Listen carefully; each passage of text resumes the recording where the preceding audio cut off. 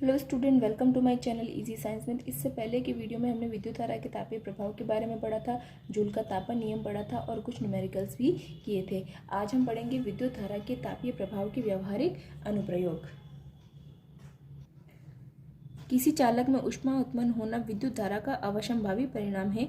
बहुत सी स्थितियों में यह अवांछनीय होता है क्योंकि यह उपयोगी विद्युत ऊर्जा को ऊष्मा में रूपांतरित कर देता है। यानी कि जब भी हम विद्युत धारा किसी भी चालक में विद्युत धारा प्रवाहित करते हैं तो उसमें ऊष्मा उत्पन्न होती है और कुछ स्थितियों में ये क्या होता है, अवांछनीय होता है, यानी कि हमें ऊष्मा नहीं चाहिए होती है। ठीक है, क्यों? क्योंकि ये जो ऊष्मा उत्पन्न होती है ये क्या करती है, विद्युत ऊर्जा को ऊष्मा में रूपांतरित कर देती है। विद्युत परिपथों में अपरिहार्य तापन परिपथ के अवयवों के ताप में विद्युत वृद्धि कर सकता है। यानी कि जो ये अपरिहार्य तापन यानी कि ऐसा ताप जिसकी हमें ज़रूरत नहीं है वो क्या कर देता है, विद्युत परिपथ के अवयवों के ताप में क्या कर देता है, वृद्धि कर देता है। यानी कि जहाँ पर हमें ताप की ज़रूरत नहीं है, अगर क्योंकि विद्युत धारा प्रवाहित करते हैं किसी चालक में तो उसका ताप बढ़ता ही है, और जिन स्थितियों में हमें ताप की आवश्यकता नहीं होती है वो ताप के अवयव में इनमें क्या कर देता है, वृद्धि कर देता है, जिससे उनके गुणों में परिवर्तन हो जाता है। विद्युत इस्त्री, विद्युत टोस्टर, विद्युत तंदूर, विद्युत केतली तथा विद्युत हीटर जूल के तापन पर आधारित कुछ सुपरिचित युक्तियां हैं। तो ये एग्जाम्पल आप इनको अंडरलाइन कर लेना, क्योंकि ये आधे एक एक नंबर के क्वेश्चन में पूछ लिया जाता है कि विद्युत धारा के तापीय प्रभाव के अनुप्रयोग के एग्जाम्पल बताइए। विद्युत तापन का उपयोग प्रकाश उत्पन्न करने में भी होता है। जैसा कि हम विद्युत बल्ब में देखते हैं, तो जो हमारे घरों में जो बल्ब वगैरह जलते हैं ये भी किस पर काम करते हैं, ये विद्युत तापन का उपयोग करके प्रकाश उत्पन्न करते हैं। यहाँ पर बल्ब के तंतु को उत्पन्न ऊष्मा को जितना संभव हो सके रोके रखना चाहिए ताकि वह अत्यंत तप्त होकर प्रकाश उत्पन्न करे। यानी कि बल्ब के अंदर जो तंतु होता है उसको क्या करना चाहिए कि विद्युत धारा से जो ऊष्मा उत्पन्न हो रही है उस ऊष्मा को जितना हो सके उसे रोकना चाहिए। ठीक है, ताकि उस ऊष्मा इकट्ठी हो जाए कि बहुत सारी ऊष्मा होके क्या करेगी, तंतु को क्या करेगी, तंतु से रोशनी उत्पन्न करेगा। ठीक है, प्रकाश उत्पन्न करे। इसे इतने उच्च ताप पर पिघलना नहीं चाहिए। और ये देखो इतनी सारी ऊष्मा आएगी यानी कि टेम्परेचर तो बढ़ेगा, तो ये तंतु ऐसा होना चाहिए कि बहुत ज़्यादा टेम्परेचर से भी ये तंतु पिघलना नहीं चाहिए। बल्ब के तंतुओं को बनाने के लिए टंगस्टन 3380 डिग्री सेंटीग्रेड का उपयोग किया जाता है। यानी कि टंगस्टन जो एक धातु है जो बहुत ज़्यादा ऊष्मा इकट्ठी कर लेता है और उस ताप पे पिघलता भी नहीं है और उससे क्या करता है, रोशनी प्रदान करता है। तो ये हम इसका उपयोग क्यों नहीं करते, क्योंकि इसका उपयोग क्यों करते बल्ब बनाने में, क्योंकि इसका जो गलनांक वो कितना है, 3380। ठीक है, तो इसलिए बल्ब में जिस तंतु का उपयोग किया जाता है वो किस धातु का बना होता है, टंगस्टन का। विद्युत रोधी टेक का उपयोग करके तंतु को यथासंभव ताप विलगित बनाना चाहिए। प्राय बल्बों में रासायनिक दृष्टि से अक्रिय नाइट्रोजन तथा आर्गन गैस भरी जाती है। बल्बों में क्या भरा जाता है, अक्रिय गैस नाइट्रोजन और आर्गन गैस भरी जाती है, जिससे उसके तंतु की आयु में वृद्धि हो जाती है। तंतु द्वारा उपभुक्त ऊर्जा का अधिकांश भाग ऊष्मा के रूप में प्रकट होता है। तंतु द्वारा जो अधिकांश जो ऊर्जा उपभुक्त की जाती है उसका अधिकांश भाग ऊष्मा के रूप में प्रकट होता है, परंतु इसका एक अन्य भाग विकृत प्रकाश के रूप में भी दृष्टिगोचर होता है। यानी कि जो भी विद्युत धारा उस तंतु में जा रही है उसका कुछ भाग तो ऊष्मा के रूप में यूज होगा, यानी कि बहुत ज़्यादा वो तंतु क्या हो जाएगा, गर्म हो जाएगा, और एक भाग किस रूप में विकृत होगा, वो प्रकाश के रूप में विकृत होगा। यानी कि दूसरा भाग जो क्या होगा कि जो लाइट हमें जो मिल रही है, ठीक है, उसमें यूज होगा ऊष्मा का। ठीक है, जूल तापन का एक और सामान्य उपयोग विद्युत परिपथों में उपयोग होने वाले फ्यूज है। यानी कि हमारे घरों में, आपके घरों में मतलब कि जो लाइट का कनेक्शन हो रहा है वहाँ पर जो मेन कनेक्शन है वहाँ पर आपको फ्यूज लगाया जाता है। ठीक है, तो उसमें भी किसका यूज होता है, जूल तापन का उपयोग होता है। यह परिपथों तथा साधित्रों की सुरक्षा किसी भी अनावश्यक रूप से उच्च विद्युत धारा को उनसे प्रवाहित न होने देकर करता है। यानी कि जो फ्यूज होता है वो विभिन्न बहुत सारे परिपथों को और विद्युत साधित्रों की रक्षा उनमें से मतलब कि बहुत अत्यधिक विद्युत धारा प्रवाहित नहीं होने देकर करता है। कैसे सुरक्षा करता है उपकरणों की इनको, कि उनमें बहुत ज़्यादा विद्युत धारा प्रवाहित नहीं होने देता है। फ्यूज को युक्ति के साथ श्रेणी क्रम में संयोजित किया जाता है। ये भी बहुत इंपॉर्टेंट है, कई बार पूछ लिया जाता है कि फ्यूज को युक्ति में कैसे संयोजित किया जाता है, तो श्रेणी क्रम में संयोजित किया जाता है, समांतर क्रम में या पार्श्व क्रम में संयोजित नहीं किया जाता है, ये याद रखना है।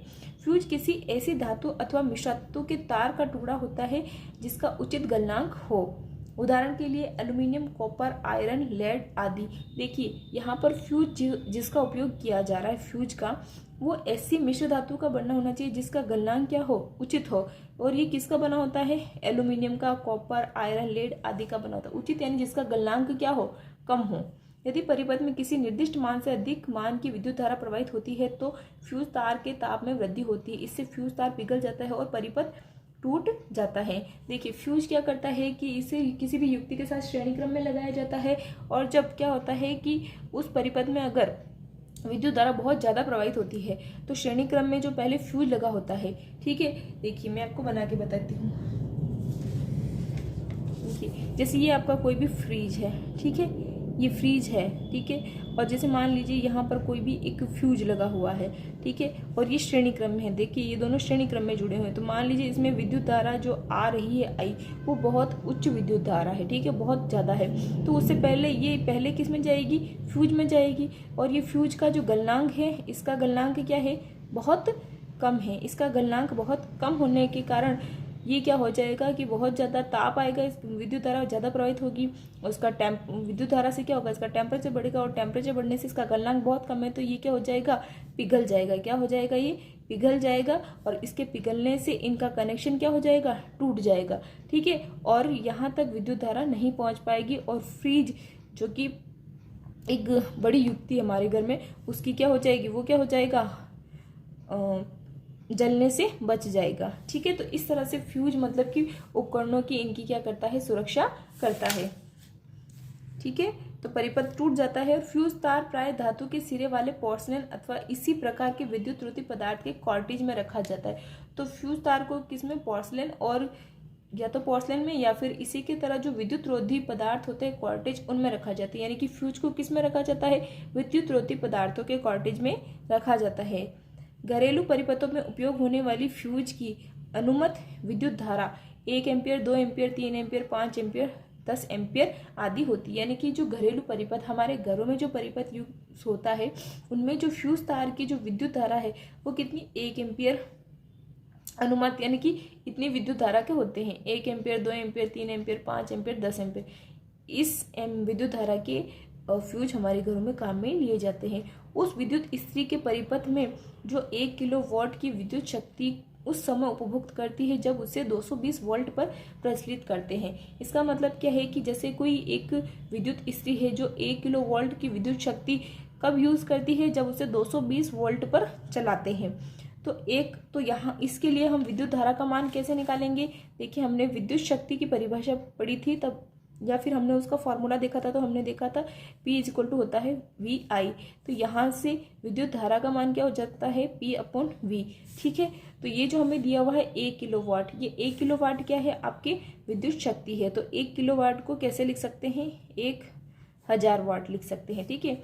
1 किलोवाट यानी कि 1 किलोवाट को हम लिख सकते हैं 1000 वाट लिख सकते हैं। यहाँ पे विद्युत धारा हमें कितना दिया हुआ है, 220 विद्युत धारा दिया हुआ है। विद्युत धारा किस में आएगी, हमेशा वोल्ट में आएगी। और जब इसको आप सॉल्व करोगे तो आपके पास आंसर क्या जाएगा, 4.54 एम्पियर, यानी कि लगभग क्या है, 5 एम्पियर की है, ठीक है। तो इतना एम्पियर, 5 एम्पियर का उसमें क्या लगेगा, इतनी धारा आने वाला उसमें क्या लगेगा, फ्यूज लगेगा, तो की विद्युत धारा प्रवाहित होती है। इस प्रकरण में 5 एम्पियर अनुमतांक का फ्यूज उपयोग किया जाना चाहिए। तो यानी कि अगर हमें मतलब कि विद्युत शक्ति का मान पता है और हमें विद्युत विभवांतर का मान भी पता है, तो हम बता सकते हैं कि कितने विद्युत धारा, कितनी अनुमत विद्युत धारा का फ्यूज इसमें उपयोग होगा। अब विद्युत शक्ति, आपने पिछली कक्षाओं में यह अध्ययन किया था कि कार्य करने की दर को विद्युत शक्ति कहते हैं। ऊर्जा के उपभोक्त होने की दर को भी विद्युत शक्ति कहते हैं। ये दोनों विद्युत शक्ति की परिभाषा है और दोनों ही बहुत इंपॉर्टेंट है। समीकरण 12.21 से हमें विद्युत परिपथ में उपभोक्त अथवा क्षयित विद्युत ऊर्जा की दर प्राप्त होती है। इसे विद्युत शक्ति भी कहते हैं। शक्ति P को इस प्रकार व्यक्त करते हैं, P बराबर कितना होता है, VI। देखिए अभी हमने क्या पढ़ा था, P = VI। तो जब हमने ओम का नियम पढ़ा था तो हमने V बराबर क्या पढ़ा था, हमने V बराबर पढ़ा था आई आर। ठीक है, तो इस v की जगह मैं आई आर लिख देती हूँ और एक आई पहले से ही है, तो p बराबर अब क्या हो जाएगा आई स्क्वायर आर, यानी कि p का मान क्या होता है आई स्क्वायर आर भी होता है। अब देखिए आई स्क्वायर आर, अब आई का फॉर्मूला देखिए, यही ओम के नियम से अगर हम आई विद्युत धारा का मान निकालेंगे तो उसका फॉर्मूला क्या आएगा v अपॉन आर। ठीक है, यानी कि मैं इस आई की जगह v अपॉन आर रख सकती हूँ। अब क्योंकि आई स्क्वायर है तो v अपॉन आर का भी स्क्वायर होगा, तो यहाँ पर आएगा v का स्क्वायर क्या हो जाएगा v स्क्वायर, आर का स्क्वायर क्या हो जाएगा आर स्क्वायर, और ये आर पहले से ही है। तो ये मैं आपको इधर सॉल्व करके बताती हूँ। वी स्क्वायर की जगह वी स्क्वायर आएगा, आर स्क्वायर को आर इंटू आर लिख सकते हैं, और आर पहले से ऊपर है, एक आर से एक आर कट जाएगा और नीचे क्या बचेगा एक आर। ठीक है, तो यानी कि P बराबर क्या हो जाएगा वी स्क्वायर अपॉन आर। ठीक है, विद्युत शक्ति का मात्रक SI मात्रक वाट होता है, जिसको W से रिप्रेजेंट करते हैं। यह उस युक्ति द्वारा उपभुक्त शक्ति है जिससे उस समय 1 एम्पीयर विद्युत धारा प्रवाहित होती है जब उसे एक विभवांतर पर प्रचलित कराया जाता है। तो देखिए ये जो SI मात्रक है विद्युत शक्ति का वाट, उसकी परिभाषा आप ऐसे बताएंगे कि 1 वाट विद्युत शक्ति किसी उपकरण द्वारा उपभुक्त वह शक्ति है जिसमें 1 एम्पीयर धारा तब प्रवाहित होती है जब उसके सिरों पर 1 वोल्ट विभवांतर प्रवाहित हो। यानी कि जब किसी विद्युत उपकरण में 1 वोल्ट विभवांतर प्रवाहित करने पर उसमें 1 एम्पीयर धारा उत्पन्न होती है तो उस उपकरण द्वारा उपभुक्त विद्युत शक्ति 1 वाट होगी। ओके, वाट शक्ति का छोटा मात्रक है, अतः वास्तविक व्यवहार में हम इसके काफी बड़े मात्रक किलोवाट का उपयोग करते हैं। ठीक है, अभी मैंने आपको किलोवाट बताया था। ठीक है, 1 किलोवाट 1000 वाट के बराबर होता है। किसके बराबर होता है 1000 वाट के, यानी कि आप लिख सकते हो 1 किलोवाट बराबर 1000 वाट।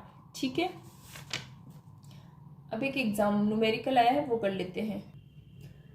एग्जाम्पल है 400 वाट अनुमत का कोई विद्युत रेफ्रिजरेटर 8 घंटे प्रतिदिन चलाया जाता है। 3 रुपये प्रति किलोवाट घंटा की दर से इसे 30 दिन तक चलाने के लिए ऊर्जा का मूल्य क्या है।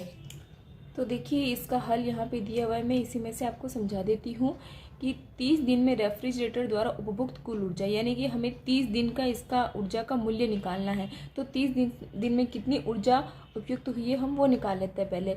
तो 400 वॉट, ठीक है, और ये 400 वॉट का जो विद्युत रेफ्रिजरेटर है 8 घंटे प्रतिदिन चलता था, तो एक दिन में कितना चलता है ये 8 घंटे चलता है। ठीक है, और कितने दिनों का हमें निकालना है 30 दिन का निकालना है, तो इन सबको गुणा करेंगे तो हमारे पास क्या आ जाएगा 96,000 वॉट घंटा आ जाएगा। लेकिन हमें यहाँ पर जो देखिए दर दी हुई है वो कितनी दी हुई है किलोवाट घंटा के हिसाब से दिया हुआ है। 1 किलोवाट घंटा के कितना मूल्य होगा 3 रुपये होगा। तो हमें इसको क्या करना होगा किलोवाट घंटा में चेंज करना होगा।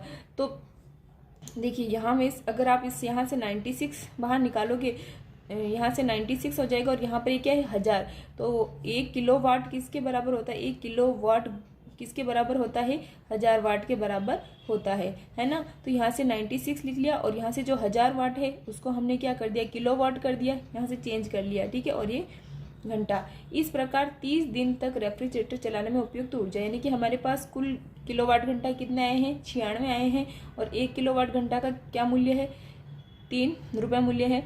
तो 96 किलोवाट घंटा को 3 से गुणा करेंगे तो ये मूल्य कितना आ जाएगा 288 मूल्य आ जाएगा, यानी कि 30 दिन का मूल्य कितने आएगा 288 रुपये। तो आज ही इस चैप्टर का लास्ट वीडियो था। आप लोग इस पूरे चैप्टर को देखिए, पढ़िए, आपको कैसा लगा आप मुझे कमेंट करके ज़रूर बताइए। और अगर आप चाहते हैं कि मैं इस चैप्टर के पाठांतर्गत प्रश्न और जो पाठ के जो प्रश्न हैं पीछे वाले ये अभ्यास प्रश्न, अगर उनको भी मैं कराऊं, अगर आप ये चाहते तो आप मुझे कमेंट में बताएं, मैं आपको उसके लिए अलग से वीडियो बना दूंगी।